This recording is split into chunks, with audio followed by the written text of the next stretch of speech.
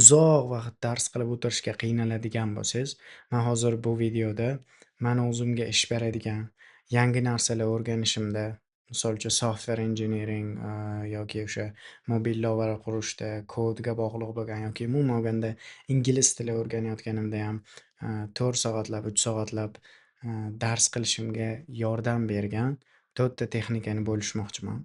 Right? So these will be concrete techniques that you can immediately apply. Hop. Birinchisi, environment first, willpower last. Ya'ni qayerda dars qilayotganingiz judayam muhim narsa, lekin ko'pchilik unchalik e'tibor bermaydi. O'zi aslida dars qilayotgan joyingiz shu har doim bitta joyda dars qilishingiz kerakki, shu o'tirganingizda miyangiz o'sha joyni dars qilish bilan, ya'ni fokus bilan birga bog'lab olishi kerak. Ya'ni associate qila olishi kerak. Va keyingi narsa, dars qilayotgan joyingizda sizni chalg'itadigan narsalar qancha ko'p bo'lsa, o'shancha dars qilish soatingiz uzayadi. Misol uchun, telefoningiz dars qilayotgan xonangizda turmaslik kerak.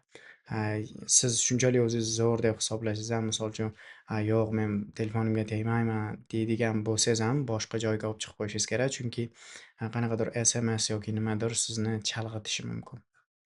Xo'p, keyingi texnik sprint blocks, not classic Pomodoro. Hop, Pomodoro degan narsa bor. Dars qiladiganlar agar ko'pchilik bilsa kerak. Bu degani 25 minut dars qilib, 5 minut dam olish va keyin yana 25 minut dars qilish. Bu narsaga men qarshi emasman. Pomodoro ko'pchilikga yordam beradi. Lekin mani fikrimcha, uzoqroq vaqt dars qilib turib, keyin break olsa, ya'ni tanaffus olsa ancha yaxshiroq deb o'ylayman. Chunki 25 minutdan keyin o'zi break olsangiz sizni fokusingizda buzilish bo'ladi deb hisoblayman. Shuning uchun maslahatim o'sha ko'proq 50 minut dars qilib 10 minut dam olib yoki 90 minut dars qilib 20 minut dam olishlar ancha yaxshi mani fikrimcha. Hop, next technique is the 2-minute start rule. Ko'pchilik bitta narsani qilishni boshlashni o'ziga ham ancha qiynaladi. Lekin aslida bitta boshlab olganingizdan keyin ozgina zonaga kirib olsangiz, u yog'i ancha osonlashib ketadi. Shuning uchun ba'zilar bu fikrimga qo'shilmasligi mumkin, lekin mani fikrimcha boshida o'zingizni ozgina aldash ish beradi deb o'ylayman. Ya'ni shunchaki o'sha narsani 2 minutgina qilaman xolos deb boshlaysiz.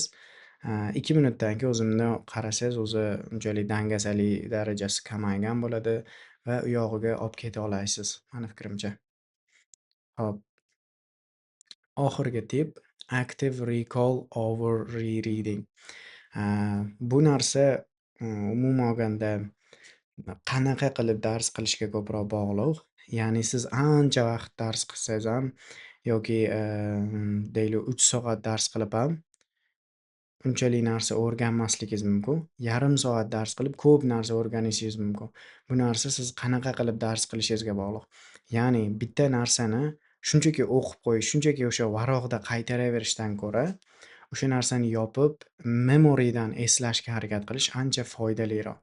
Misol uchun so'z yodlayapsiz, 20 ta so'z. O'sha so'zlarni boshidan oxirigacha varaqda o'qiyvergandan ko'ra, 3 marta o'qib turib, daftarni yopib, o'sha eslashga harakat qilsangiz, keyin eslolmaganlaringizni yana boshdan o'qib, yana shu yopib turib eslashga harakat qilsangiz, ancha tezroq o'rganasiz. Naborot sekinga o'xshab tuyulishi mumkin sizga. Lekin aslida bu narsa ancha samaraliroq. Whatever.